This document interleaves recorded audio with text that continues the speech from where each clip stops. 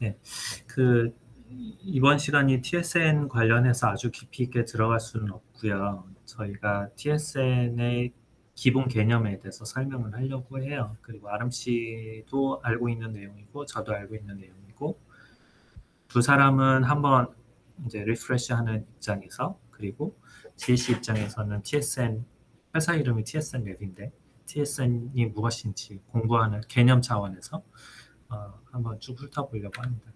이 자료는 제가 금년 한 여름쯤 만든 자료고요.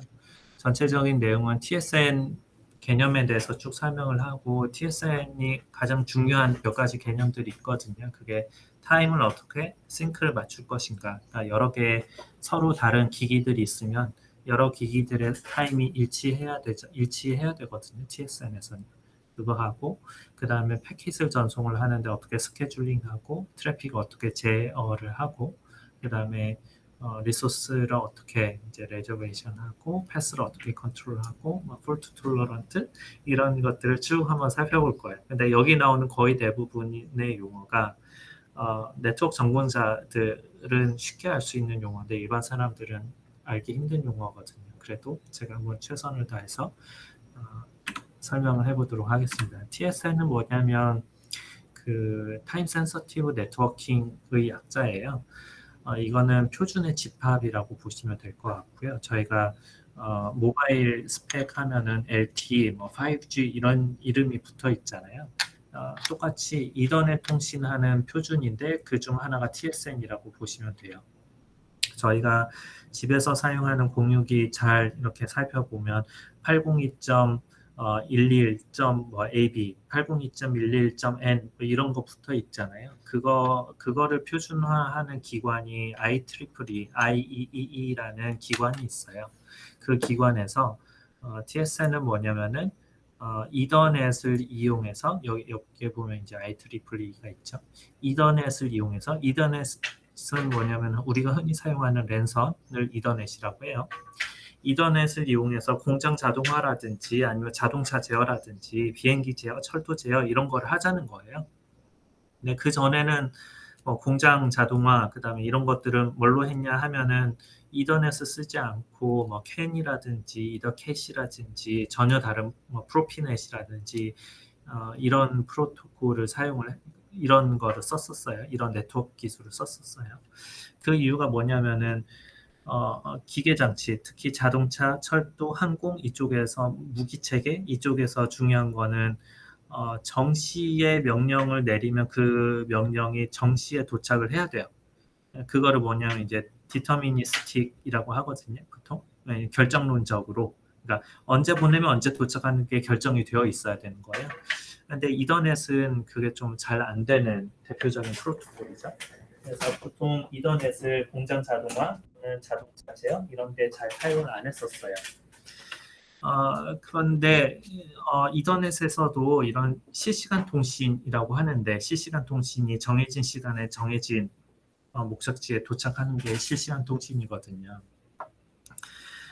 이더넷에서도 실시간 통신을 해보자 해서 제일 먼저 시작한 게 오디오 비디오를 전송을 하는 거예요. 왜냐하면 오디오 비디오 같은 경우는 마이크로 누가 뭔가를 얘기를 하면 내가 지금 촬영한 동영상, 영상과 그 다음에 소리가 정해진 시간에 그 상대방한테 도착하지 않으면은 그거는 무용지물이거든요. 그래서 오디오 비디오에서 이더넷 통신 이더넷을 이용해서 실시간 전송하는 걸 먼저 시작을 했고 그 외에도 산업용 기기라든지 이동체, 자동차, 철도, 비행기, 그 다음에 로봇 제어 이런데 이제 사용할 수 있는 기술이 이제 TSN이고요. TSN이 이제 TSN은 이더넷에서 실시간성을 보장해주기 위한 표준이다 이렇게 이해하시면 될 것 같아요. 중간에 질문 있으면 언제든 얘기하세요. 질문 TSN의 있어요. 몇 가지 네, 질문. 그 이더넷 기반이라고 이제 말씀하셨는데 그러면 정말 뭐지 다른 것도 있다고 하셨잖아요. 이더넷 말고. 근데 맞습니다. 지금 현재 전 세계적으로 쓰이는 게 그러니까 뭐라 그러지? 메인스트림이 이더넷인 거예요? 다른 걸 쓰는 데도 있어요? BCC가는 이더넷을 다 쓰고 있고요. 실시간 통신은 이더넷 말고 아까 얘기한 캔, 자동차 같은 경우는 캔, 그 다음에 공장 자동화 같은 경우는 프로피넷, 그 다음에 그 모디 뭐였죠? RFC 뭐였죠? 그게 뭐로 시작하는 프로토콜이 있는데 모디우스도 아니고 모두버스인가? 모디버스라는 프로토콜이 있어요. 그 다음에 이더캣이라는 것도 쓰고 있고 이렇게 와이파이도 그 있잖아요. 산업별로 와이파이도 있잖아요. 와이파이는 이더넷이 아니잖아요. 그러니까 그러니까 공장 이더넷이 아니잖아요. 자동화에서 쓰는 공장. 공장 자동화에서 쓰는 여러 가지 프로토콜들이 있거든요. 그리고 로봇 운영 체제 로스에서는 DDS를 표준으로 쓰고 있고요. ROS1에서는 다른 거였는데 ROS2부터는 DDS로 바뀌었고 이래요. 그냥 중구난방이에요. 중구난방인데 그래서 메인스트림이 뭐냐 하면 메인스트림이 없었다고 보시면 돼요. 그런데 IEEE에서 그러면은 우리가 지금 있는 여러 가지 표준들을 참고를 해서 우리가 표준을 만들게 해서 만든 게 TSN이에요. 그래서 TSN은 공적 표준이라는 점에서 의미가 있는 거고요. 나머지 현재 시장을 장악하고 있는 굉장히 많은 프로피넷, 캔, 뭐 여러 가지 것들 얘네들은 산업 표준, 공적 표준은 아니고 사실상의 표준이라고 보시면 돼요. 그래서 네트워크 시장에서 공적 표준이 무서운 게 뭐냐면 공적 표준이 나오잖아요. 5년에서 10년에 걸쳐서 다 바뀌어요. 그러니까 시스템을 업그레이드를 해야 되잖아요. 근데 네트워크라는 게 그 서로 통신을 하는 게 네트워크이잖아요. 그래서 공적 표준이 나오면은 공적 표준이 절대적인 우위를 점할 수밖에 없는 구조를 갖게 돼요. 더구나 IEEE에서 만든 TSN 같은 경우는 사용을 해도 뭐 라이센스를 내거나 그런 게 없어요. 누구나 만들어서 누구나 뿌릴 수 있고 상호 운용만 되면 되는 거예요. 그래서 그동안은 그 메인스트림이 있었냐 하면 메인스트림이 없었고요. 굉장히 많은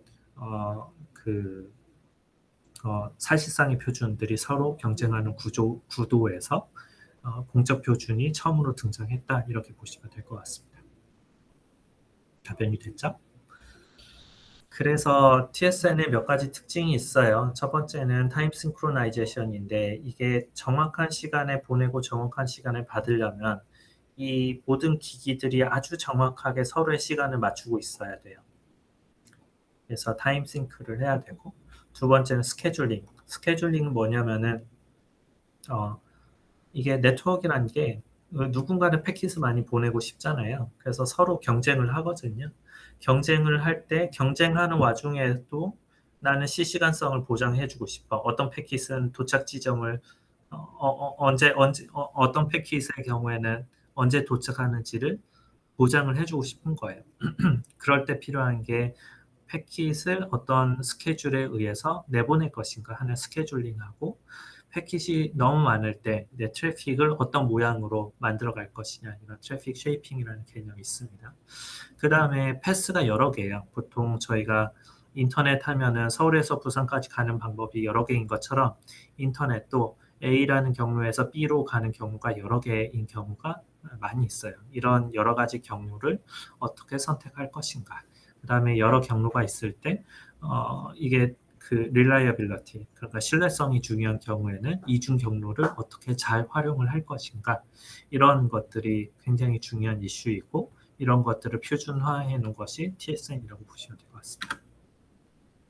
그래서 이게 TSN은 하나의 표준은 아니고요. 여러 개의 표준으로 쪼개져 있어요. 타임 싱크로나이제이션은 IEEE의 1588, 802.1AES 이런 것들이 타임 싱크로나이제이션 표준이고요. 그 다음에 AVB는 뭐냐면은 이게 원래는 오디오 비디오 브릿지인데 이 오디오 비디오 브릿지가 해주는 게 보통은 스루풋을 보장해 주는 거, 그러니까 대역폭을 보장해 주는 거예요. 그러니까 실시간성을 여기서 두 개로 나눠요. 하나는 대역폭을 보장해 주는 방법, 두 번째는 뭐라 그랬죠? 도착 시간을 보장해 주는 방법, 이렇게 두 가지 방법으로 실시간성을 나누고 있거든요.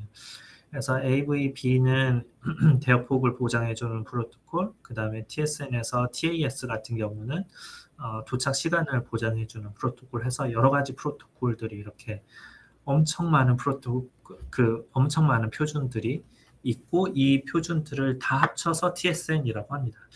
그래서 TSN을 준수하냐, 준수하지 않냐 하면은 이거는 좀 애매모호한 부분인데 보통 그 타임 싱크로나이제이션하고 AVB 브릿지 정도 지원을 해주면 TSN을 지원한다고 뻥을 쳐요. 이게 뻥이란 게 왜냐면 이제 TAS도 지원을 해줘야 되는데 그래서 최소한 TSN이라고 하면은 타임 싱크로나이제이션 돼야 되고요. 그 다음에 QAV 이게 뭐냐면 이제 밴드위스 대역폭 보장을 해줘야 되고 QBV 이게 도착 시간을 보장해 주는 거거든요. 이렇게 세 가지 정도는 지원을 해줘야지 TSN이라고 볼 수가 있어요. 근데 이 중에 뭐 한두 개만 지원을 해도 TSN이라고 좀 마케팅하는 경향이 있고요. 그리고 현재 나와 있는 어떤 제품도 여기에 있는 모든 스펙을 다 준수하는 건 없어요. 왜냐하면 이 스펙이 지금도 만들어지고 있거든요. 이 표준이. 그래서 표준을 100% 준수하는 거는 아직 나오지 않았고 계속 표준은 업데이트가 되고 업데이트되는 표준에 맞춰서 새로운 제품들이 계속 나올 거다. 이렇게 보시면 될 것 같습니다. 그래서 TSN이 뭐냐 하면 그냥 타임 시크로나이제이션, 그 다음에 그 밴드위스 트래픽 보장, 그 다음에 도착 시간 보장을 해주는 여러 가지 스펙들의 집합이고 그 스펙을 그 표준을 만족시키는 소프트웨어와 하드웨어를 포함해서 TSN이라고 하면 된다 보시면 될 것 같습니다. 그 외에도 패스 컨트롤을 위한 거, Q를 매니지먼트하기 위한 거, 데이터 모델링, 그 다음에 TSN과 그 외에 다른 네트워크하고 연동하기 위한 여러 가지 프로파일들 이런 것들로 구성이 되어 있습니다. 타임 싱크로나이제이션. 타임 싱크로나이제이션은 이게 네트워크를 구성하는 거 보면 우리가 보통 그 통신할 때 보면 그 휴대폰에서 뭔가 검색을 할 거잖아요. 휴대폰에서 뭐 네이버로 검색을 하면 엔드포인트가 두 개인 거예요. 휴대폰이 출발하는 엔드포인트고 네이버가 도착하는 엔드포인트인 거죠. 중간에 수많은 라우터를 거치게 돼요. 예, 그래서 이제 엔드포인트와 중간에 있는 라우터 이렇게 볼 수가 있는데 TSN에서는 사용하는 용어가 좀 달라요. 데이터를 쏘는 애를 터커라고 하고요. 이게 아마도 이제 오디오 비디오 브릿지라는 스펙에서 TSN이 발전하다 보니까 터커라고 이렇게 표현을 해요. 그 다음에 패킷을 받는 애가 리스너예요. 그리고 중간에 있는 애를 브릿지라고 보통 표현을 합니다. 근데 얘네들이 정확한 시간에 패킷이 도착하기 위해서는 터커와 리스너는 엔드포인트인데 터커와 리스너, 그 다음에 중간에 있는 모든 브릿지들이 시간이 아주 정확하게 일치해야 돼요. TSN 스펙에서는 플러스 마이너스 500 나노세컨드. 그러니까 아무리 오차가 많이 나봐야 얘네 브릿지 간의 1 마이크로세컨드 이내로는 타임 싱크를 맞춰라 라고 강제를 하고 있어요. 그래서 마이크로세컨드, 1 마이크로세컨드 이내로 시간을 맞추고 있으면은 그 안에서 어떻게든 이제 타임 싱크로나이제이션 해주겠다라는 것이 TSN이고요. 그래서 아주 복잡한 얘기가 있습니다. 누가 마스터가 되고 누가 슬레이브가 돼서 서로의 시간을 맞출 것인가 이런 이슈들이 있고요. 그 다음에 TSN과 TSN이 아닌 데가 섞여 있으면 어떻게 할 것인가 뭐 이런 얘기들이 있고요. 그 다음에 스케줄링은 뭐냐면은 이게 우선순위가 있어야 되잖아요. 그래서 그 트래픽을 보장해주는 경우에는 클래스 A, B, 그 다음에 뭐죠? 클래스 CDT 이렇게 세 가지 분류의 클래스로 나눠서 타임 싱크를 어떻게 해줄 것이다 하는 얘기들이 나오고 있고 보통 클래스 A가 얘가 오디오였나? 그럴 거고요. 클래스 B가 비디오였고 그 다음에 클래스 CDT가 얘가 컨트롤 메시지예요. 그래서 이런 것들 이렇게 레이턴시를 보장해 주겠다 이런 내용들이 있습니다. 그 다음에 죄송해요. 이게 트래픽을 보장해 주면은 자연스럽게 레이턴시가 보장이 되는 구조예요. 그래서 QAV 표준에서는 지금 저희가 보고 있는 게 QAV 표준인데 QAV 표준에서는 대역폭을 보장해 주겠다는 거고요. QBV 표준에서는 레이턴시를 보장해 주겠다는 거예요. 근데 이게 두 개가 레이턴시와 스루풋 두 가지는 트레이드 오프 관계에 있거든요. 그러니까 스루풋은 뭐냐면 얼마나 많은 데이터를 보낼 수 있느냐가 스루풋이고, 레이턴시는 뭐냐면 데이터를 하나 보냈을 때 언제 도착하는지가 레이턴시예요. 근데 많이 보내면 많이 보낼수록 레이턴시는 보장이 안 되는 거고, 조금 보내면 조금 보낼수록 레이턴시 보장이 되는 거거든요. 그래서 중간에 이게 서로 트레이드 오프 관계에 있기 때문에 중간에 어느 지점에선가는 선을 그어야 되는 거예요. 그래서 그 선을 긋는 방식이 스루풋을 제한시키면은 레이턴시가 보장이 돼요. 그리고 레이턴시를 제한시키면은 스루풋이 보장이 되거든요. 그래서 그거를 두 가지를 중간 어느 지점에선가 선을 긋는데, 얘는 QAV는 스루풋에 선을 그음으로써 레이턴시를 보장해 주는 방식이고, QBV는 레이턴시에 선을 그으면서 스루풋을 보장해 주는 방식이에요. 제 말이 좀 이상하죠? 아름 씨, 제가 좀 이상하게 얘기하고 있죠. 아름 씨가 근데 설명해 보세요. 못 알아듣겠대요. 근데 레이턴시와 스루풋은 서로 딜레마 관계에 있어요.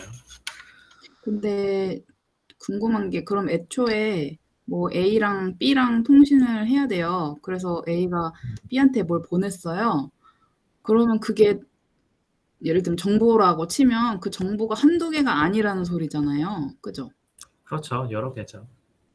그러니까 근데 이제 제 말은 제가 보내고자 했던 정보는 하나였는데 그걸 하나를 보내도 엄청나게 많다.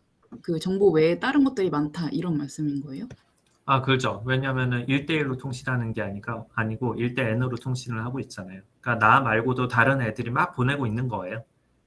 그 와중에 내가 보낸 정보를 언제까지 도착할 것인가. 이거를 QoS라고 하거든요. 퀄리티 오브 서비스라고 하는데, 내가 보낸 패킷을 다른 애들도 보장을 해주면서 내 것도 보장을 해주고 싶은 거예요.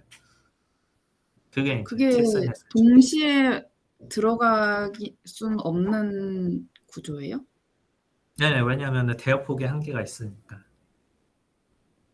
전화선이 얇잖아요. 얇기 때문에 보낼 수 있는 대역폭의 한계. 전화선이 두꺼우면은 몽창 보낼 수 랜선이 있는데, 하나잖아요, 전화선이 일단. 얇잖아요. 랜선이 하나니까 한 번에 하나씩밖에 못 보내요. 그러면 1대 다로 통신을 하는데 음. 뭐 마스터하고 ABC가 통신을 해야 돼요. 그럼 ABC는 다 서로 자기 거가 중요하다고 주장할 수 있잖아요. 자기 그렇죠. 정보가. 서로 싸우는 거죠.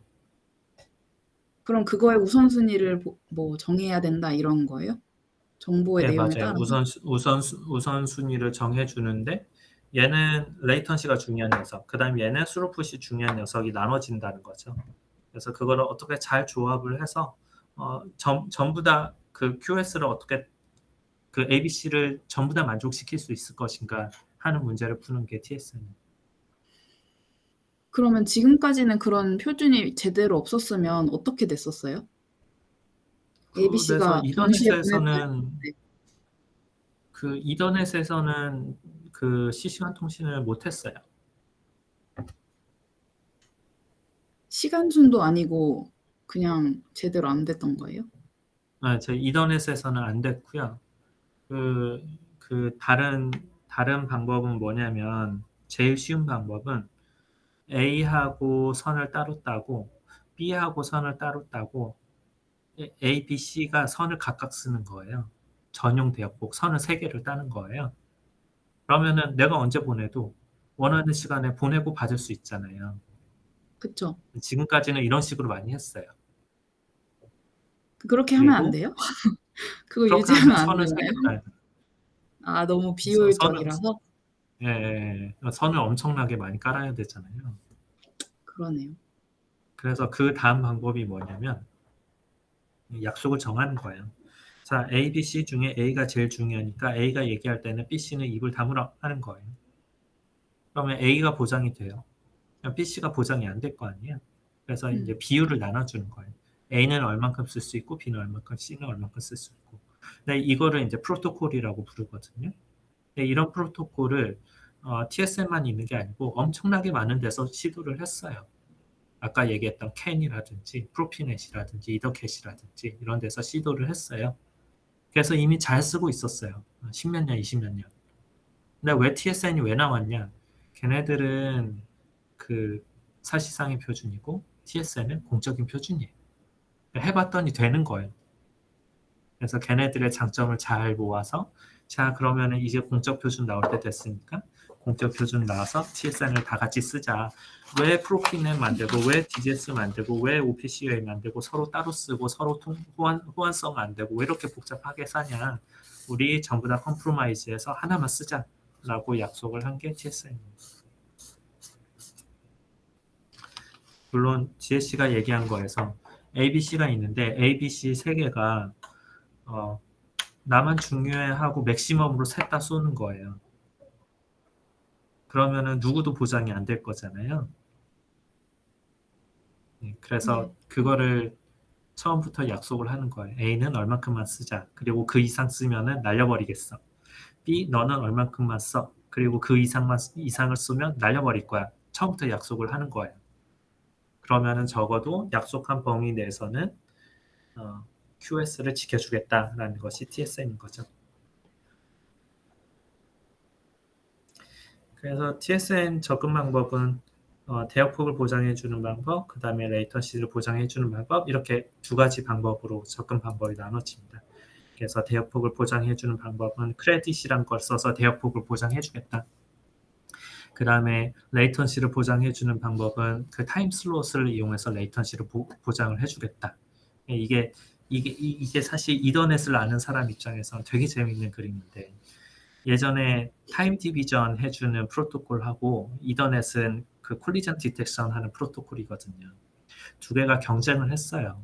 근데 타임 디비전 하는 애가 지고 이더넷이 이겼어요. 그 이유는 그 실시간성을 보장해주는 유즈 케이스보다 실시간성이 필요 없이 대용량의 데이터를 이렇게 전송해줄 수 있는 그 전송 효율성이 거의 대부분의 케이스에 훨씬 중요했던 거예요. 근데 이더넷에서 결국 타임 디비전 하는 거를 그리고 죄송해요 제가 뭐 건드렸네. 타임 디비전 하는 거를 끌어안은 거예요.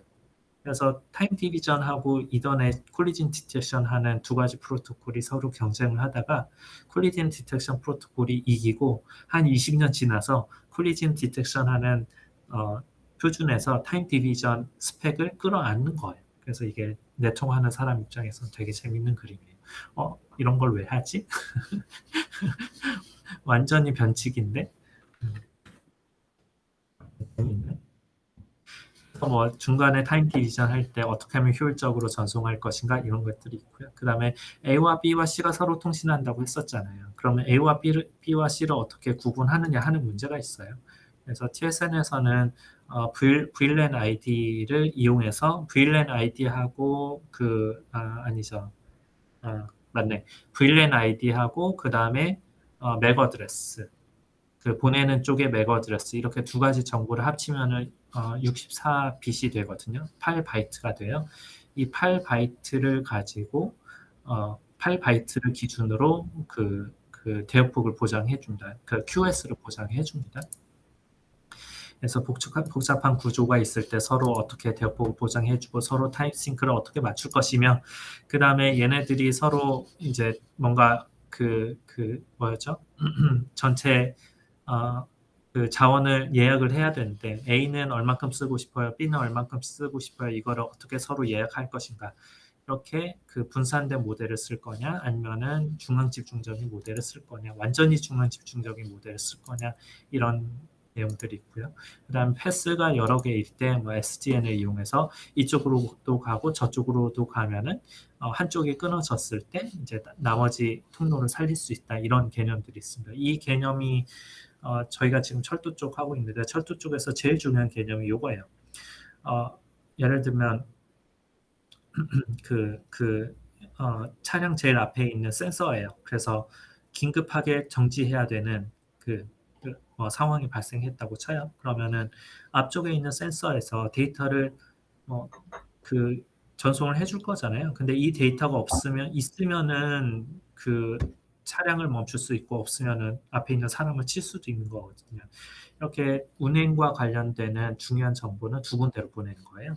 두 군데로 보내서 회선이 하나 죽을 수도 있잖아요. 그러니까 죽었을 경우를 대비해서 양쪽으로 쏘고 양쪽에서 쭈르륵 패킷을 교환해서 결국 회선이 하나만 살아 있어도 최종 목적지까지 도착하게끔 해주는 것이 FLARE라고 불러요. Frame Replication and Elimination for Reliability라고 하는데 FLARE라는 프로토콜이 있어요. 그래서 철도라든지 자동차, 비행기 뭐 이런 데서는 이 프로토콜이 굉장히 이렇게 유용한 프로토콜이고요. 이더넷 프로토콜 중에서 이렇게 이중화된 전송을 하는 거는 요거밖에 없어요. 802.112라는 프로토콜밖에 없어요. 예, 뭐 기타 등등으로는 이제 패킷이 1500바이트가 아니라 뭐 1메가 이상을 쓰고 싶다, 뭐 기타 등등 여러 가지, 뭐 디도스 공격이 있을 때 어떻게 방어를 할 것인가 하는 굉장히 많은 기타 등등 스펙들이 나와 있습니다. 그리고 중간에 있는 브릿지에서 서로 ABC 여러 개가 서로 경쟁할 때 어떻게 걔를 잘 이제 필터링 할 것인가, 트래픽 쉐이핑을 할 것이냐, 여러 개의 큐가 있을 때 걔네들을 어떻게 관리할 것이냐, 뭐 이런 것들이고요. 이거는 어디서 실험한 결과인데요. 왼쪽이 TSN이고 오른쪽이 이제 베스트 에포트예요. 그러니까 서로 경쟁하는 구도잖아요. 경쟁하는 구도에서 TSN은 이게 오른쪽이 시간이고 왼쪽이 이제 개수거든요. TSN 패킷은 물론 개수가 적겠죠. 왜냐하면 중요한 애들만 TSN 패킷으로 구분을 할 거니까. 얘네들은 한쪽으로 몰려 있는 거예요. 레이턴시가 굉장히 짧고 보장이 되는 모양이고, 서로 경쟁하는 구도 속에서 TSN이 아닌 애들은 그냥 뭐 나머지 시간에 전송을 해주는 거예요. 레이턴시가 길어지는 거예요. 그래서 얘 같은 경우는 그림이 굉장히 잘 나온 그림인데 지금 한 400 마이크로세컨드 정도에서 레이턴시가 보장이 되고, 월스트 케이스인 경우도 1 밀리세컨드 이하에서는 TSN 패킷이 전부 다 들어오는 것을 볼 수가 있어요. 그래서 얘 같은 경우는 TSN을 쓰면은 1 밀리세컨드 이하에서는 레이턴시가 보장이 된다라는 것을 보여주는 그림이고요. 저희가 인텔 i10이라는 그 칩을 이용해서 실험을 해보면 얘가 평균이 짧으면은 200, 좀 길면은 한 400, 500 정도 나오는 거를 저희가 확인할 수가 있었습니다. 월스트 케이스도 1mm를 잘 넘지는 않아요. 맞지 않았지? 네, 맞다고 끄덕거리네요. 저희가 실험해도 요거랑 굉장히 유사한 결과를 얻을 수가 있었어요. 그 위에 표 보면 1 넘은 거 아니에요? 이게 그러네. 여기 1 넘는 게 몇 개 있네. 근데 이게 튀어나와서 1처럼 보이는데, 저희가 요거를 뭐라고 하냐면은, 랜덤 베리어블, 확률 분포라고 하거든요. 확률 분포에서, 이게 시그마가 뭐냐면은, 플러스 마이너스 시그마 하면은 전체의 플러스 마이너스 3 시그마 정도 하면 전체 99.95% 이상이 3 시그마 안에 들어와요. 그래서 그림을 그리면 대충 이 정도예요. 요 정도. 그래서 전체 패킷에서 TSN 패킷의 99.9% 이상은 한 800 밀리세컨드 이내에 들어오는 거고요. 아주 일부가 1mm 지나는 애들이 있는 거죠. 그래서 여기 보면은 이 개수가 전체가 1000개잖아요. 예, 개수가 1000개인데 1000개 중에서 1mm를 넘는 게 대충 세보면 하나, 둘, 셋, 넷 해서 대충 세보면은 한 30개 정도 되려나요? 한 30개 정도는 1mm를 넘을 수도 있는 거예요. 이 그림에서 보면. 30개가 여기 점점점점점 몰려 있는 거죠. 근데 99.99% 이상은 이제 1mm 내에 들어와 있는 거고요. 그래서 이게 월스트 케이스가 1mm 내에 되느냐, 이건 굉장히 어려워요. 예, 굉장히 어렵고요. 근데 이제 이게 뮤하고 시그마인데, 뮤가 평균이고 이게 시그마가 표준 편차거든요. 표준 편차를 얼마나 줄이느냐, 그러니까 이 간격 있잖아요. 그게 핵심인 거죠. 그래서 TSN은 요 시그마를 줄이는 게 TSN의 이제 좀 핵심. 이거 이제 철도연에서 하려는 게 이런 거라는 말씀이시죠? 저희가 철도연에서 한 게 이거예요. 하려는 게 그렇죠. 앞으로도 계속 할 거고요. 금년에 이거랑 유사한 그래프는 금년에 다 뽑았어요. 이게 뭐 되게 시간 초가 굉장히 짧잖아요. 네, 물론 이제 중요한 정보가 빨리 와야 되는 건 맞는데 사실 사람이 인지할 수 없는 속도잖아요, 이거가. 뭐 맞아요. 위험이 있어서 위험 신호를 보내면 이걸 받는 것도 물론 빨리 오면 좋지만 사람이 이거 늦었다, 이만큼 빨랐다, 이거가 좀 크리티컬한 건가 하는 생각이 좀 있어요. 사람한테는 전혀 크리티컬하지 않아요. 사람이 인식할 수 있는 시간은 20에서 30ms 정도거든요. 아주 민감한 사람은 10ms 정도로 인식을 해요. 근데 이거는 사람을 위한 기술은 아닌 거고요. 그 자동차 같은 경우는요, 1mm 정도 빨리 인식을 해서 브레이크를 빨리 밟잖아요. 그러면은 고속으로 운전하는 경우에는 한 5m에서 10m 정도를 미리 정차를 할 수가 있어요. 차를 세울 수가 있어요. 그렇죠. 그 얘기는 뭐냐면은 5m, 10m 안에 있는 사람을 내가 안 칠 수 있다는 뜻이에요. 고속 주행인 경우에는. 음, 그래서 자동차처럼 이렇게 빠르게 주행하는 경우에는 이 밀리가요, 굉장히 중요해요. 네. 그래서 저희가 TSN에서는 보통 마이크로 세컨드 단위로 그 단위를 재거든요. 그리고 밀리 단위로 안 재요. 항상 마이크로 세컨드 단위로 타임을 재요. 그 이유가 뭐냐면은 마이크로 세컨드 단위로 시간 제어를 해야지 의미 있는 분야에서 의미가 있는 음, 거고요. 그다음에 로봇 같은 경우도 마이크로 세컨드 단위로 제어를 해야지만 로봇이 정상적으로 동작을 해요. 그러니까 예를 들면 어디까지 팔을 뻗어서 계란을 집어라 라는 거 있잖아요. 근데 계란을 집을 때 조금만 세게 집으면은 계란 껍질이 깨질 거고 조금만 살살 집으면 계란을 못 집을 거잖아요. 그거를 제어하려면 마이크로 세컨드 단위로 그 액추에이터를 제어를 해줘야 돼요. 모터를 제어를 해줘야 돼요. 음, 그래서 이 사람의 세계에서는 뭐 밀리세컨드도 너무 짧은 시간인데 기계의 세계에서는 마이크로 세컨드 단위로 어, 제어를 하는 게 굉장히 중요하다. 이렇게 보시면 될 것 같습니다. 네. 그럼 혹시 테슬라 지금 차 자율주행 차에도 그게 이런 게 적용돼 있어요? 여기서 재밌는 있는 이슈가 그 제가 테슬라는 잘 모르겠어요. 테슬라는 잘 캔 모르겠는데 쓰지 않아요? 캔 쓰는 걸로 저도 알고 있고요. 캔이 뭐냐면은 그, 그 저속으로 통신하면서 실시간성 보장이 되는 그 자동차에서 제일 많이 쓰는 프로토콜이에요. 테슬라는 캔을 쓰는 걸로 알고 있고요. BMW 있잖아요. BMW에서 몇 년 전에 이더넷 기반의 실시간 프로토콜을 쓰기 시작했어요. 그래서 BMW에서 이더넷을 제일 처음으로 도입을 했고요. 그리고 2, 3년 전에 제네시스에서 현대자동차 제네시스에서 이더넷 기반의 그 이더넷 기반 캔을 드러내고 이더넷으로 다 바꿨어요. 그랬다가 이제 뭐 별의별 일이 다 일어났어요. 제네시스에서 리콜 한 해 만에 뭐 이런 일. 근데 지금은 조용해요. 이제 안정화가 됐다는 뜻이죠.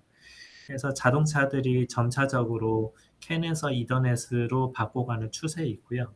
이더넷으로 바꾸면은 당연히 이제 TSN이 뭐 이렇게 시간이 좀 있으면 TSN이 어, 자동차 안에도 당연히 들어갈 거라고 저희가 충분히 예측을 할 수가 있고요.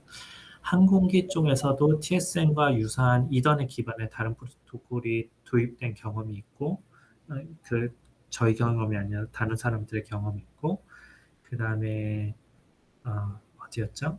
유럽 철도 같은 경우는 철도 차량 내부를 TSN으로 꾸며서 실제로 기차를 어, 운행을 한 테스트베드까지 다 만들어서 운행을 했어요. 그래서 유럽 철도는 TSN으로 가는 걸로 거의 확정적이라고 보시면 돼요. 국내는 그리고 로봇 제어하는 프로토콜인 DDS에서 TSN 채용하기로 확정이 됐고 확정이 안 됐어요. 제가 수정할게요. DDS에서 TSN을 도입하는 걸로 굉장히 적극적으로 논의가 되고 있다고 제가 들었고, 그 다음에 공장 자동화 프로토콜인 OPC UA라는 표준 프로토콜이 있거든요. OPC UA는 오아시스라는 단체에서 만든 프로토콜인데 산업용 표준이에요. OPC UA 쪽에서 TSN을 도입한 걸로 확정이 됐어요. 그 외에도 뭐 TSN 쓰는데 아무튼 뭐 여러 가지 프로토콜은 여러 가지 표준에서 TSN을 쓰겠다 이렇게 확정을 한 케이스가 엄청 많이 있고요. 문제는 표준하고 현실하고는 거리감이 있잖아요. 그 세계 굉장히 많은 중요한 표준들이 TSN을 도입한다고 했는데 그러면은 도대체 언제 TSN이 우리 생활에 올 것이냐. 그 다음에 우리 회사는 언제쯤 TSN을 팔아먹을 수 있을 것인가 하는 관건이 있잖아요. 이게 시간이 걸릴 것 같아요. 그래서 국내 상황을 보면 거의 대부분이 그 POC, Proof of Concept을 하고 있는 게 국내 상황이고요. 현대자동차 내부에서 TSN 가지고 연구하고 있는 거를 소식을 들었고 LG에서도 TSN 도입 검토하고 있는 거 소식을 들었고 차토기술연구원은 본격적으로 연구를 이미 시작을 했고 애트리는 몇 년 전부터 TSN 연구를 거의 마무리 단계까지 진행을 시켜놨고요. 그리고 이번에 저희가 숭실대학교하고 하는 데서도 TSN 도입하는 거 연구를 진행을 하고 있고요. 그래서 지금 대한민국에서는 거의 대부분이 R&D 쪽하고 연관이 되어 있어요. 근데 이게 R&D 한 다음에 그 다음부터 양산 사업에 들어가거든요. 그래서 R&D가 어느 정도 끝나면 제 생각에는 빠르면 3년이에요. 빠르면 3년, 지금부터 3년이면 TSN 양산 시장이 열릴 것 같고요. 늦어도 5년에는 소식이 나올 것 같아요. 그래서 저희한테는 시간이 좀 있어요. 저희가 지금은 하드웨어 기술이 없이 그냥 소프트웨어 기술만 있거든요. TSN 엔드포인트하고 중간에 있는 브릿지 관련된 소프트웨어 기술만 있는데 앞으로 1년에서 2년 내에 하드웨어 기술까지 저희가 확보를 하면 TSN 쪽으로는 국내 넘버원 충분히 해낼 수 있을 거라고 보고요. 내년에 저희가 좀 정부과제 도움을 받아서 TSN 쪽 정부과제 도움을 받던지 애트리 도움을 받던지 해서 TSN 쪽 엔드포인트 쪽으로 하드웨어 기술을 확보를 하면 내년부터는 국내 넘버원을 찍을 수 있을 것 같습니다. 물론 지금도 국내 넘버원이라고 얘기할 수 있긴 한데 아직 이렇게 좀 쪽팔려 넘버원이라고 하기에는 아직 기술 수준이 미흡해요. 그러니까 엔지니어로서 할 수 있는 게 더 많이 있어서 내년에는 자신 있게 넘버원이라고 할 수 있을 것 같습니다. 대충 답변이 됐죠? 네. 네, 그래야 제 발표는 여기까지입니다.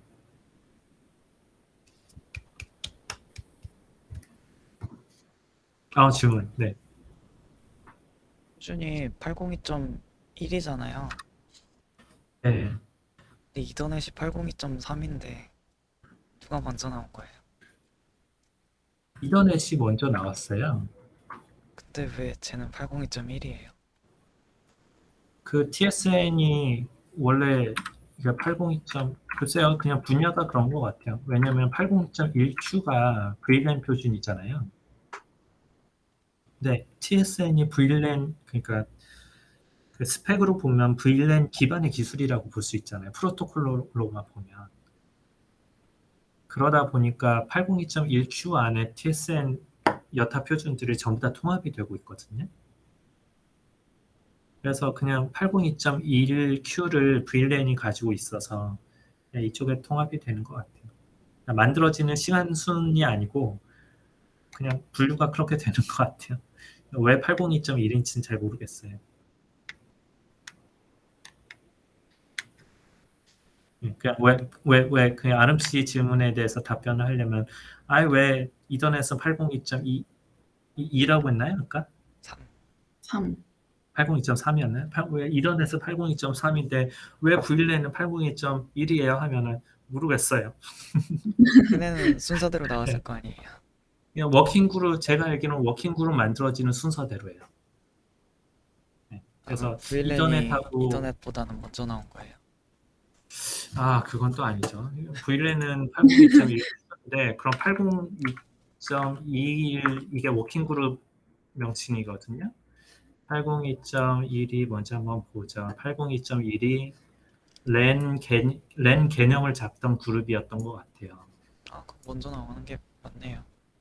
네, 그래서 이쪽에서 뭐 하다 보니까 802.1Q가 이제 VLAN이 802.1 그룹으로 어쩌다 보니까 들어간 것 같아요. 그래서 802.13이 이더넷이잖아요. 이더넷 만들고 그 다음에 와이파이가 802.11이잖아요. 네. 802.11이 한참 뒤에 나온 거죠. 와이파이에는 TSN 안 올라가요? 와이파이도 여기 프로파일 보면은 아직까지 와이파이는 없어요. 여기 TSN 프로파일 보면은 이게 TSN 프로파일 4 서비스 프로바이더가 뭐냐면은 LTE하고 5G하고 엮기 위한 프로파일이 DF고요. 그 다음에 오토모티브가 뭐냐면 자동차하고 엮는 게 DG예요. 그 다음에 인더스트리얼 오토메이션이 공장 자동화 쪽이에요. 이거는 IC라고 되어 있잖아요. 6080이 60으로 시작하는 애들이 그 공장 자동화 관련된 것들이거든요. 공장 자동화라든지 그쪽 관련된 건데 이게 OPC UA하고 연관되는 걸로 알고 있고 그 다음에 와이파이가 왜 없을까요? 있을 법한데. AX부터는 올라가도 될 것 같은데 레이턴시 짧아가지고. AS. 맞아요. 예. 근데 그게 되려면 아직 관심이 근데- 없나 보죠. 아니요. 이게 논의는 되고 아마 저희가 모르는 걸 거고요. 논의는 분명히 되고 있을 것 같고요. 그 다음에 철도연은 이걸 하고 싶어 하죠. 표준이 나오든 안 나오든. 근데 무선 인터넷이 와이파이 아니에요? 무선 인터넷, 와이파이. 제가 근데 실시간 통신이 안 되잖아요. 철도나 자동차나 다 무선으로 하는 거 아니에요? 유선이에요. 다 그게 유선이에요. 유선이에요? 자동차 안 뜯어보셨어요? 자동차를 누가 아저씨는 자동차 뜯어봐요? 뜯어봤어요. 네, 뜯어봤는데 왜 뜯어봐 그거? 그거 뭐 좀 다느라고 아니 그러니까 제 말은 안드로이드 얘가 달았죠. 저. 통신해야 되는 걔하고 어차피 떨어져 있잖아요. 선이 아니잖아요. 네? 예를 들면 철도라고 치면 뭐 예를 들면 뭐라 그러죠 그걸? 관제탑이 아니라 그런 데에서랑 통신을 해야 되잖아요. 그런 통신 아니에요? 그거 아니에요. 자동차는 무선 통신은 따로 있어요. 자동차 안에선 그거 써요. 그 핸들에서 버튼 누르면 에어컨 조작하고 카메라 그거 후진할 때 띄워주고 그런 건 유선이라는 말씀이시죠? 그런 건 거기서 유선이고. 캔 쓰는데 아마 그거 대체일 거예요. 그럼 요즘 차는 뜯으면 랜선 나와요? 캔이 랜선이 아닐 텐데. 그러니까 캔은 랜선이 아닌데 요즘 차는 이더넷 쓴다면서요. 제너시스. 걔는 제너시스 랜선 나와요? 한번 뜯으면? 걔는 랜선 나와요. 제네시스 한번 사서 뜯어보세요. 저도 뜯어보고 싶네요. 후기 기다릴게요. 네. 저 월급 모아서 꼭 제네시스 사보시고요. 이게 철도 쪽이에요. 지금 보여드리는 그림이. 이게 철도 내부망이고요. 이게 유럽 쪽이에요. 한국은 아니고요.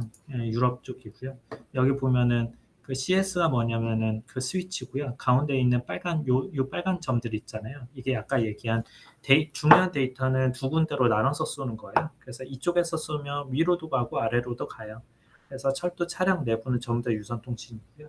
그리고 얘네들이 차량과 차량 간에도 백본망을 이용해서 유선 통신해요. 근데 문제는 이렇게 차량이 여러 개 연결되어 있는 경우 중간 네트워크가 죽어버릴 수가 있잖아요. 그때 유선이 유리한 게 아니에요. 무선이 유리할 수도 있어요. 그래서 이거는 무선으로 엮는 케이스거든요. 그래서 중간에 네트워크가 끊어져도 얘가 첫 번째랑 세 번째랑 무선으로 통신을 하게 되면 계속 통신을 할 수가 있는 거예요. 그래서 철도에서 무선이 중요한 이유가 이게 유선망이 끊어지더라도 유선은 제가 말이 꼬이네. 유선이 끊어지더라도 유선은 아니지 반대지. 유선이 끊어져도 맞아요. 무선은 살아남을 수 있는 거잖아요. 철도는 기니까. 그죠? 네. 그래서 근데 철도에서는 그 무선을 TSN을 안 하고 있다는 거네요, 그러면? 아니죠. 내부를 TSN으로 바꾸면은 무선 통신도 TSN으로 하고 싶은 게 당연한 거죠.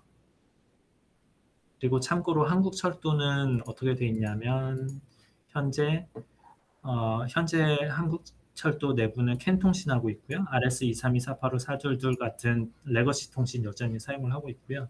현재 한국철도의 무선은 VHF, 이건 음성통하고 TRS, 이거는 문자 전송이에요.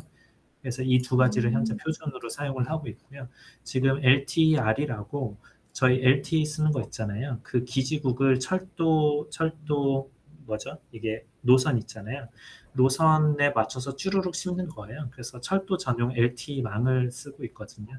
그래서 2025년부터는 VHF하고 TRS를 안 쓰고 LTER을 쓰도록 계획이 잡혀 있습니다. 그래서 철도에 뭐 관제실이 어딘가 있을 텐데 관제실하고 그 다음에 철도 차량하고 무선 통신은 2025년부터는 LTE로 통신을 할 예정이에요.